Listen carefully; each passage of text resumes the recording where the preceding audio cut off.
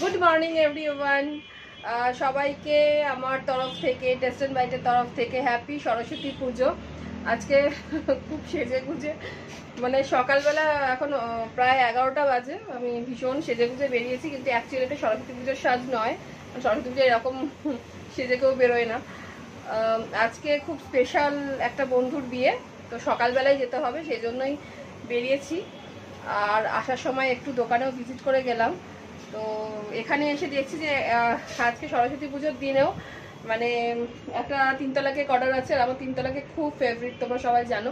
তো তিনতলা কেক হলেই মনে হয় যে একটুখানি সেট করে দেখি, আর আমাদের একটু চেক করতেও হয়, কারণ ড্যামেজ আছে কিনা সেগুলো দেখার জন্য। তো সেই জন্য তোমাদের সাথেও শেয়ার করব যে কেমন লাগে, তোমরা কিন্তু সবাই জানিও, আর আমাকে কেমন দেখতে লাগে সেটাও বলো। Thank you. চলো, নিশাও চলে এসেছে। এইবার আমাদের 3 টায়ার কেকটা একটু সেট করা হবে। এটা হচ্ছে ফার্স্ট লেয়ার,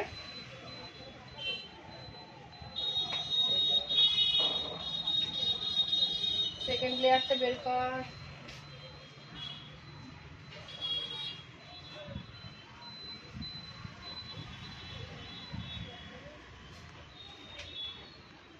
আর থার্ড লেয়ারটা খুলিস নি তুই, কুচকিটা কাছে নিয়ে চলে আয়। নিশার জামার সাথে পুরো ম্যাচ করে গেছে থার্ড লেয়ার। নিশা আজকে জামা পরিস নি, সরস্বতী পুজোর দিন, ওই জন্য সব ছাড় আজকে।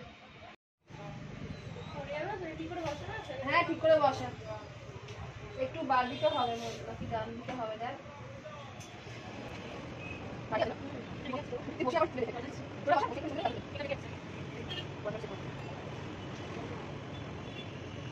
এই যে আমাদের 3 লেয়ার কেক ফাইনালি নিশা একদম শিখে গেছে।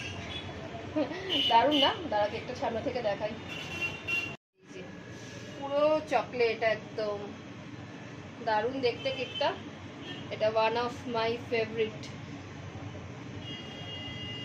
দারুণ দেখতে, অনেকটা বড়, 3 লেয়ার, পুরোটাই চকলেট।